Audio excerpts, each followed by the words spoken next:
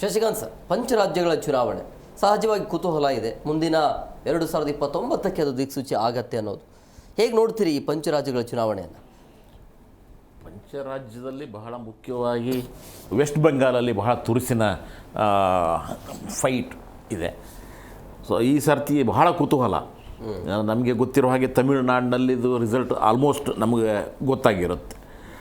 ಆದರೆ ಅಲ್ಲಿ ಮಾತ್ರ ಭಾಳ ಸಮಸ್ಯೆ ಇದೆ.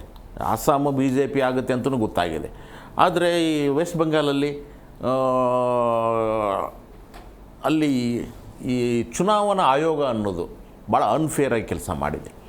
ಸುಮಾರು 91 ಲಕ್ಷ ಜನ ಮತದಾರರನ್ನು SIR ಮೂಲಕ ಹೊರಗಡೆ ಇಟ್ಟಿದೆ. ಆಮೇಲೆ ಅಳದು ತೂಗಿ ಅದು ಎಲ್ಲ ಮಾಡಿದ ಮೇಲೆ 27 ಲಕ್ಷ ಮತದಾರರಿಗೆ ಮತ ಹಾಕಲಿಕ್ಕೆ ಅವಕಾಶನೇ ಕೊಟ್ಟಿಲ್ಲ.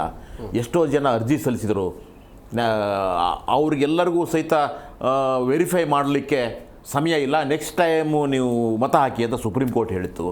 ಸೊ ಇವೆಲ್ಲದರ ಮೂಲಕ, ಯಾಕಂದರೆ ಕಳೆದ ಸರ್ತಿ ನೀವು ನೋಡಿದರೆ BJP ಮತ್ತು ಮಮತಾ ಬ್ಯಾನರ್ಜಿಯವರ ಪಕ್ಷ ಇದೆ ಅಲ್ವಾ, ಇವು ಎರಡರ ಮಧ್ಯದಲ್ಲಿ 60 ಲಕ್ಷ ಮತಗಳ ಅಂತರ ಇತ್ತು. 60 ಲಕ್ಷ TMC ಜಾಸ್ತಿ ತೊಗೊಂಡಿತ್ತು. ಈ ಸರ್ತಿ ನೀವು ಅಷ್ಟು 91 ಲಕ್ಷ ಜನ ಹೊರಗಡೆ ಇಟ್ಬಿಟ್ರಂಗೆ. ಸೊ ಆ ಅಂತರ ಇದೆಲ್ಲ ವ್ಯತ್ಯಾಸ ಆಗುತ್ತಲ್ವಾ. ಸೊ ಈ ರೀತಿಯಾಗಿ ನಮಗೆ ಅಲ್ಲಿ ಒಂದು ಸ್ವಲ್ಪ ಭಾಳ ಅನ್ಯಾಯ ಆಗ್ತಾಯಿದೆ. ಆಮೇಲೆ ಇವಾಗ ಅಂದರೆ ಎಲ್ಲವೂ ಸಹಿತ ಬೇರೆ ಕಡೆಯಿಂದ ಮತ ಎಣಿಕೆ ಮಾಡೋರು ಬೇರೆ ಕಡೆಯಿಂದ ಬರಬೇಕು, ಲೋಕಲ್ ಇರಬಾರ್ದು ಆಯಿತಾ. ಸೆಕ್ಯೂರಿಟಿ ಯಾರು, ಲೋಕಲ್ ಪೊಲೀಸರು ಬರಬಾರ್ದು, ಎಲ್ಲರೂ ಸಹಿತ ಹೊರಗಡೆಯಿಂದ ಬರಬೇಕು, ಮಿಲಿಟ್ರಿ, ಕಮಾಂಡೋ ಫೋರ್ಸ್. ಸೊ ಇವುಗಳೆಲ್ಲವನ್ನು ಹಾಕ್ಬಿಟ್ಟು ಅಲ್ಲಿ ಒಂಥರ ಉಸಿರುಗಟ್ಟು ವಾತಾವರಣ ಕ್ರಿಯೇಟ್ ಮಾಡ್ತಾ ಇದ್ದೀರಿ ನೀವು. ಆಯಿತು, ಅಲ್ಲೇನೋ ನಾನು ಹೇಳ್ತಾ ಇರೋದು TMC ಗೂಂಡಾಗಳಿದ್ದಾವೆ ಅಂತ ಹೇಳ್ಬಿಟ್ಟು. ಮೊದಲು ಹೇಳ್ತಾ ಇದ್ರು ಕಮ್ಯುನಿಸ್ಟ್ ಗೂಂಡಾಗಳಿದ್ದಾರೆ, ಇವಾಗ TMC ಗೂಂಡಾಗಳಿದ್ದಾರೆ, ಆಮೇಲೆ BJP ಗೂಂಡಾಗಳಿದ್ದಾರೆ. ಸೊ ಇದೇನು ಪ್ರತಿಕ್ರಿಯೆಗಳು ಆಗ್ತಾ ಹೋಗ್ತವೆ. ಆದರೆ ಒಟ್ಟಾರೆಯಾಗಿ ಅಲ್ಲಿರ್ತಕ್ಕಂಥ ಜನರ ಭಾವನೆ, ಅದರಲ್ಲಿ ಮಹಿಳೆಯರು ಮಾತ್ರ ಇವತ್ತು ಸಹಿತ ದೀದಿನ ಬಿಟ್ಟು ಕೊಡ್ತಾ ಇಲ್ಲ. ಅಲ್ಲಿ ಹಲವಾರು ಜನ ಮಹಿಳೆಯರನ್ನು ಬೇಕಾದಷ್ಟು ಜನ ಇಂಟರ್ವ್ಯೂಗಳಾಗಿದ್ದಾವೆ, ಅವ್ರು ಯಾರೂ ಸಹಿತ ಬಿಟ್ಟು ಕೊಡ್ತಾ ಇಲ್ಲ. ಅಲ್ಲಿರೋದು ಎರಡೇ ಫೈಟ್ ಇವೆ ಸದ್ಯಕ್ಕೆ. ಒಂದು ಜೈ ಶ್ರೀರಾಮು, ಇನ್ನೊಂದು ಜೈ ಬಂಗಾಳ. ಸೊ ಜೈ ಶ್ರೀರಾಮ್ ಅನ್ನೋದು ಇದೆಯಲ್ವಾ BJP ಅವರ ಅಜೆಂಡಾ. ಅವರು ಏನು ಮಾಡ್ತಾ ಇದ್ದಾರೆ, ಧಾರ್ಮಿಕ ಭಾವನೆಗಳನ್ನ ಕೆರಳಿಸುವ ಮೂಲಕ ಒಂದು ಹಿಂದೂಗಳ ಕೇಂದ್ರೀಕರಣ ಮಾಡುವುದರ ಮೂಲಕ ಮತಗಳನ್ನು ಪಡಿಬೇಕು ಅಂತ ಪ್ರಯತ್ನ ಮಾಡ್ತಾ ಇದ್ದಾರೆ. ಅದರಲ್ಲಿ ಬಂಗಾಳದಲ್ಲೇ ಒಂದು ಅಸ್ಮಿತೆ ಇದೆ, ಬಂಗಾಳಿ ಅಸ್ಮಿತೆ ಅಂತ ಹೇಳ್ತೀವಿ ನಾವು, ಜೈ ಬೆಂಗಾಲ್ ಅಂತ ಹೇಳ್ಬಿಟ್ಟು. ಸೊ ಆದ್ದರಿಂದ ಈ ಸರ್ತಿ ನಮಗೆ ಈ ಜೈ ಶ್ರೀರಾಮ ಅಥವಾ ಜೈ ಬಂಗಾಳ ಇವು ಎರಡರ ಮಧ್ಯದಲ್ಲಿ ನಡೀತಕ್ಕಂಥ ಒಂದು ಫೈಟ್ ಇದೆಯಲ್ಲ, ಅದ್ರ ಜೊತೆಗೂ ಸಹಿತ ನಿಜಕ್ಕೂ ಫೇರ್ ಎಲೆಕ್ಷನ್ ನಡೆದಿರೋದು ಬೇರೆ ಮಾತಾಗ್ತಿತ್ತು. ಅನ್ಫೇರ್ ಎಲೆಕ್ಷನ್ ನಡೆದಿದೆ. ನಿಮ್ಗೆ ಗೊತ್ತಿಲ್ಲ, ಬಿಹಾರದಿಂದ ಸಾವಿರಾರು ಜನರು ಟ್ರೈನ್ ಹಚ್ಚಿ ಕಳಿಸಿದ್ರು, AC ಅವ್ರಿಗೆ ಫ್ರೀ ಆಯಿತಾ, ಊಟ ಫ್ರೀ, ಬಿರಿಯಾನಿ ಫ್ರೀ. ಅವರೆಲ್ಲರೂ ಸಹಿತ ಬಿಹಾರದಿಂದ ಎಲ್ಲರೂ ಹೋಗಿ ಪಶ್ಚಿಮ ಬಂಗಾಳ ಹೋಗಿ ಏನಕ್ಕೆ ಓಟ್ ಹಾಕಿ, ಯಾವುದು ಕೇಂದ್ರ ಸರ್ಕಾರ ಮಾಡಿತ್ತು. ಇವೆಲ್ಲ ಅನ್ಫೇರ್ ಅಲ್ವಾ ಇದು?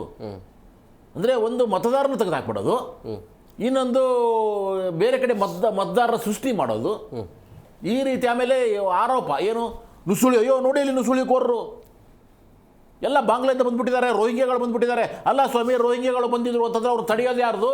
ಕೇಂದ್ರ ಸರ್ಕಾರದಲ್ವಾ? ಹಾಕಿರಿ ಬೇಲಿನ ನೀವು, ಹೋಗ್ಲಿ. ನಿಮ್ಮ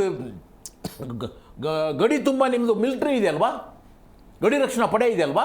ಅಂದರೆ BJP ಗೆಲ್ಲೋದಕ್ಕೆ ಅಡ್ಡದಾರಿಯನ್ನು ಹಿಡಿತಾ ಇದೆ ಅಂತ ಹೇಳ್ತಾ ಇದ್ದೀವಿ. 100% ಅದು ಎಲ್ಲ ಕಡೆ ಅದನ್ನೇ ಕೆಲಸ ಮಾಡ್ತಾ ಇರೋದು. ನಾನು ಇಲ್ಲಿ ಸಹಿತ ಹೇಳ್ತಾ ಇರೋದು, ನೀವು ಸುಳ್ಳು ಆರೋಪಗಳನ್ನು ಮಾಡಬೇಡಿ. ಯಾಕೆಂತಂದರೆ ಗಡಿಯನ್ನು ರಕ್ಷಣೆ ಮಾಡೋದು ಕೇಂದ್ರ ಸರ್ಕಾರದ ಗೃಹ ಇಲಾಖೆ ಅಂತಿದೆಯಲ್ಲ, ಅಮಿತ್ ಶಾ ಅಂತ ಮಂತ್ರಿ ಇದ್ದಾರಲ್ಲ, ಅವ್ರ ಕೈ ಕೆಳಗಡೆ ಬರ್ತಾ ಇರೋದೇ ಹೊರತಾಗಿ ಅದು ಮಮತಾ ಬ್ಯಾನರ್ಜಿಯವ್ರ ಕೈಯಲ್ಲಿ ಬರ್ತಾ ಇರೋದಲ್ಲ. ಅದು ವೆಸ್ಟ್ ಬೆಂಗಾಳದಲ್ಲ ಅದು ಸಮಸ್ಯೆ. ಸೊ ಆದ್ದರಿಂದ ನೀವು ಒಂದೇ ಒಂದು ಪ್ರಾಣಿ, ಪಕ್ಷಿ, ನರ ಯಾರಿದ್ರು ಒಳಗಡೆ ಬಿಡಬೇಡಿ. ನೀವು ಹಾಕೊಳ್ಳಿ, ನೀವು ಬೇಲಿನ ಬೇಡ ಇರಂತಾರೆ. ಆದರೆ ತಮ್ಮ ಒಂದು ಫೇಲ್ಯೂರ್ ಇದೆಯಲ್ವಾ, ಅದರ ಆರೋಪವನ್ನು ನೀವು ಇನ್ನೊಂದು ಪಕ್ಷದ ಮೇಲೆ ಮಾಡೋದು ಸರಿಯಾಗೋದಿಲ್ಲ. ಅದಕ್ಕೆ ನನಗೆ ಗೊತ್ತಿರೋ ಹಾಗೆ ಈ ಸದ್ಯಕ್ಕೆ ಫೇರ್ ಎಲೆಕ್ಷನ್ ನಡೆದರೆ ಅಲ್ಲಿ BJP ಸೋಲೋದು 100% ಗ್ಯಾರಂಟಿ.